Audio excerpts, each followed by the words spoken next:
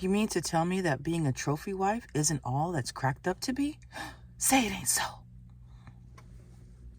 Charming. I thought that he was my knight in shining armor, and he portrayed himself to be this amazing, upright, righteous Christian man.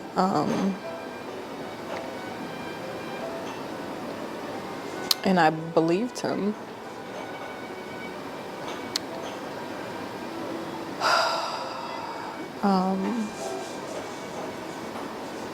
I think shortly after we got married, and this is something that I haven't talked about, I started noticing like certain things changed with him. And I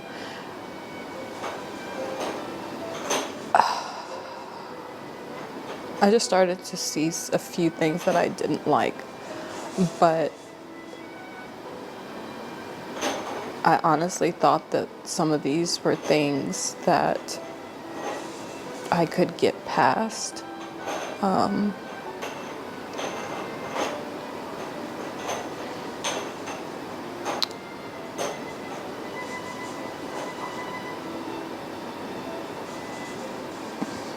It's like sad to even say like I could get past some of these things. I don't even know where to start. 6 weeks ago, I was changing my daughter. So you mean to tell me she had a man that she was living with, she was unhappy, she started watching a bunch of hypergamy channels like SheraSeven and the Pink Pill Lessons, I think, I don't know her name, and decided she deserved better, cuts the relationship off, moves somewhere. Just so happened that when she moves out, a wealthy man that she had been talking to previously contacted her during this time, and she said she needed a place to stay, and he told her, you and the kids can come and stay with me, but not as somebody that needs a place to stay, but as my wife. And she said, okay, let's go for it. And then they got married, and she lived happily ever after until... So this man did unspeakable things that I didn't even want to continue to show. If you guys want to see the whole thing, go to her channel. Her name is Isis. Now, what's crazy is that when she got into this relationship with this man, she began noticing after a few months of being there that he was no good and that he was a monster. But yet she continued to sell you all a dream. She has a channel about being a trophy wife. Meanwhile, this man was doing unspeakable things to her, and then eventually her children. I'm not going to get up here and say what everybody else has said. You should have known better. You shouldn't have never moved in with a man. That's all common sense. And at the end of the day, hindsight is 20/20. I'm sure she learned her lesson. But I just want to say, ladies, please don't ever, ever, ever be so desperate for a soft life that you're willing to put yourself and your children in harm's way.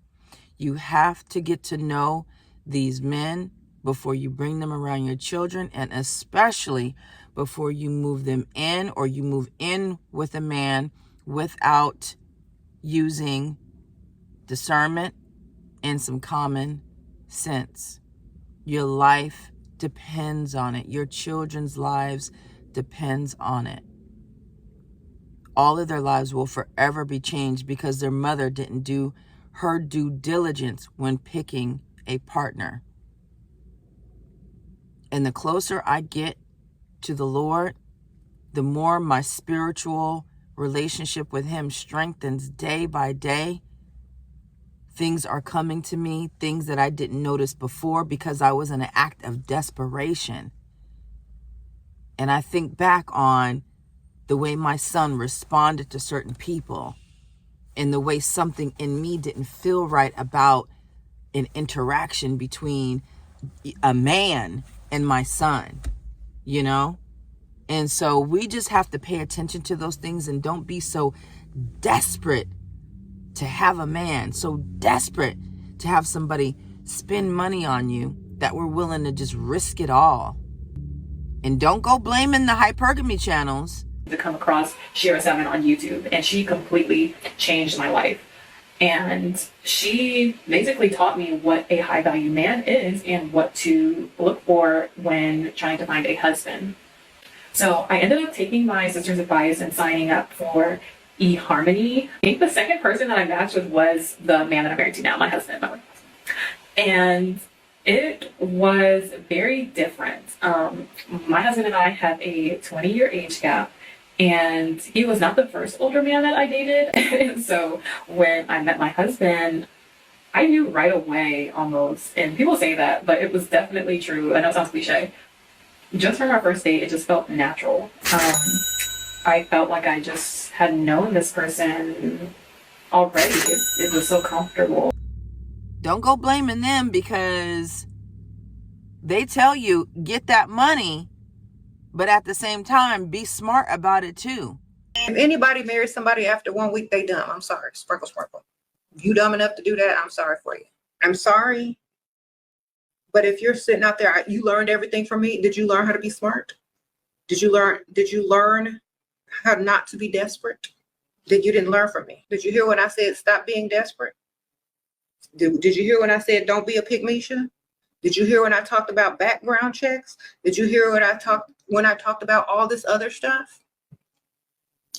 About not dealing with men if you have kids until they're old and grown enough to speak for themselves and be in school and whatnot. Did you not hear when I said all of that?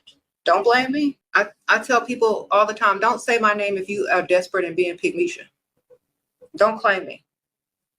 If you are desperate and you're not smart enough to get the bag, flip the money, have options.